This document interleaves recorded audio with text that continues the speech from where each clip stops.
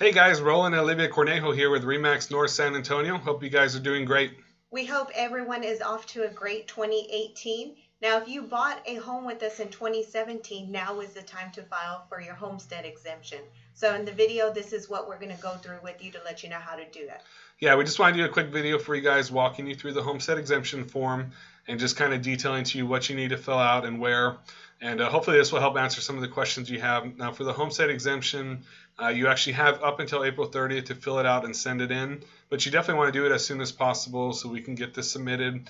It's a one-time exemption you'll have in place on the property. So I wanted to kind of walk you through the form and what it entails. And then if you have any questions, of course, feel free to reach out to us anytime. And you can reach us anytime on our cell phone at 210-643-6954. So let's walk you through the form here real quick, and we'll see if we can get your questions answered. Okay, guys, so here's the form. Just wanted to go through it in detail with you. This is the Residence Homestead Exemption application for the state of Texas, and we'll try to get a copy. If this is an email form, we'll try to attach it as a PDF. But if you need to know where to go to get it, just let us know if you're watching this as a video on Facebook or something. So under the appraisal district's name, for the most part, it's going to be Bexar County Appraisal District. If you purchase somewhere outside of Bexar County, there will be, obviously you'll need to just know what your appraisal district's name is. If you need to know and you purchase a home from us, I'll be happy to look up the information either way for you to let you know where your appraisal district is. If you know the name of your appraisal district, you'll just Google them. You'll be able to find their address where you'll need to mail everything, as well as their website address or phone number. So everything you need should be in there. All right, guys, so let's go to section number 1, which is your former and current residence. Do you own and live in the property for which you are seeking this residence homestead exemption? So for the most part, it's going to be yes for pretty much everybody. It's going to be hard to get an exemption on if you're not living there. That's the whole purpose of this exemption. Is it if it's your primary residence and you are living there, obviously. So if not, for the most part, you won't qualify for the homestead exemption. So you probably don't want to fill this form out in that kind of situation if you're renting it or anything like that. So if you are obviously occupying the property as your primary residence, you want to put the date in which you purchased the property. Typically, you can get away with just putting the month and the year. For example, June 2017, and when you began occupying the property, whether that be the same month or maybe a month or so after, but you do have to have occupied the property as of January 1st, 2018 to qualify for this exemption. And you're going to be applying for the tax exemption for the 2018 tax year. So that's what you'll put here in this line. Previous residence, you'll just put in this line as well as your previous county. And also, if you did own a home before and had a homestead exemption on that residence, you'll indicate that here under the yes. If this is your first home purchase or did not have a previous homestead exemption on any property, you'll indicate no on this line. Section 2, which is property owner and applicant. You're going to fall under typically one of the first two, either single adult or married couple. Other would be if you own the property with someone who, say, is not on title or someone who does not live in the property. So you'll fill out your information, name of property owner 1, birth date, driver's license number, primary phone number, email address. If you are married and you're filling out this exemption form, you're going to put 50% as the ownership. Your spouse will also put 50% on their line. If you're applying as a single adult, you'll put 100% as the ownership. If you are, say, own the property with someone who's not on title, who does not live in the property with you but is on title, you'll put an X under this box here. That would be the only situation in which you would do that. For the most part, though, you will leave that spot blank. Section 3, this is where you're going to specify what type of exemption you're seeking. So under Section 3, for pretty much the majority of everyone, it's going to be the general residence homestead exemption. This is the homestead exemption for the state of Texas. It's a one-time exemption. What that exemption basically does is it takes roughly $15,000 to $20,000 off your property tax value, which equates to around $300 to $500 a year on your annual taxes. So obviously, every little bit helps. This is definitely going to be a good exemption for you to qualify for. Everyone who owns a home as a primary residence will qualify for this one.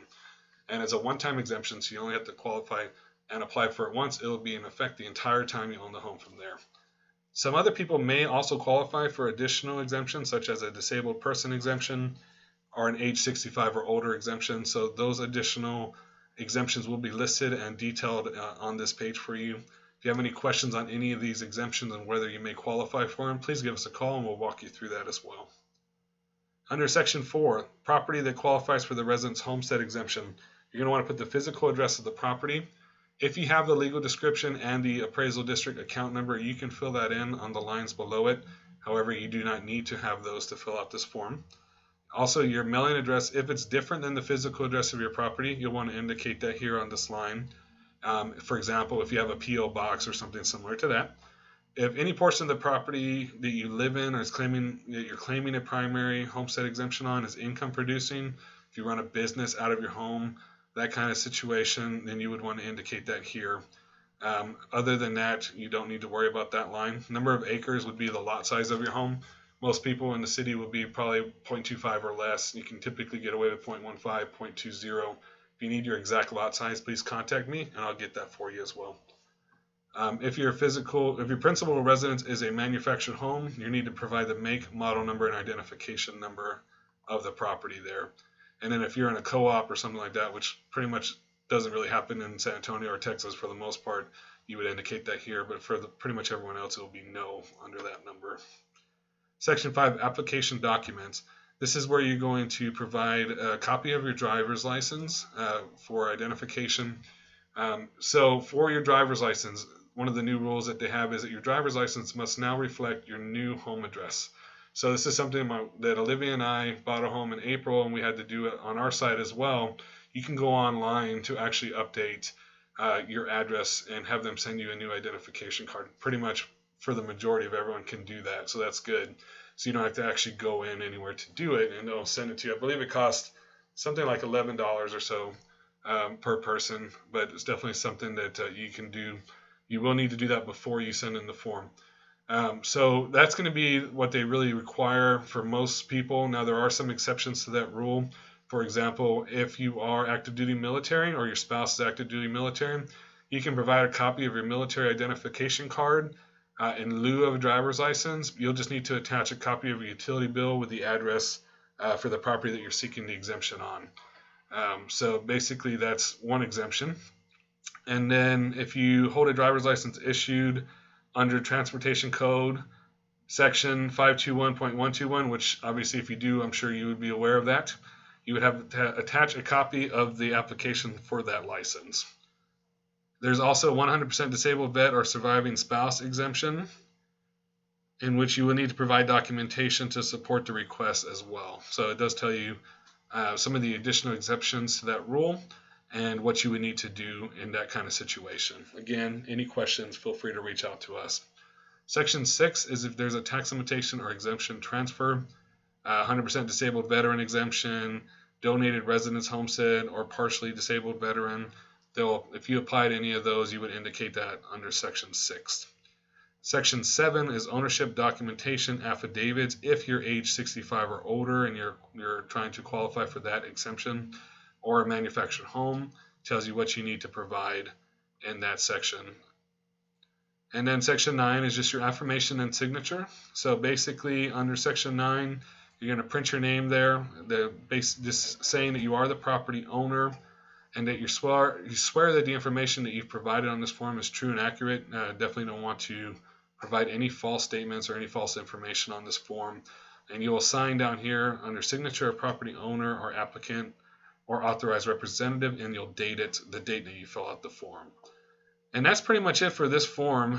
There are some additional affidavits on the next page that talks about owner applicant at 65 or older, qualifying disability, or owner applicant without written ownership document for a manufactured home. So if any of those apply to you, you can fill out the information there. And that's pretty much the gist of the whole application and the exemption form that you'll need to fill out. So just wanted to get a quick little video out to you guys and make sure you had all the information you need. Of course, please feel free to reach out to us anytime if there's any questions you have on the form that we can help you answer. And again, we're here anytime. We look forward to being part of your life in 2018 and being here to service any needs that you may have or any needs of any friends, family, or colleagues that we might be able to assist. We'd love that opportunity. Again, we're here anytime you need us. Feel free to reach out to us at 210-643-6954. And we look forward to talking to you soon. Thanks again. Bye, everyone.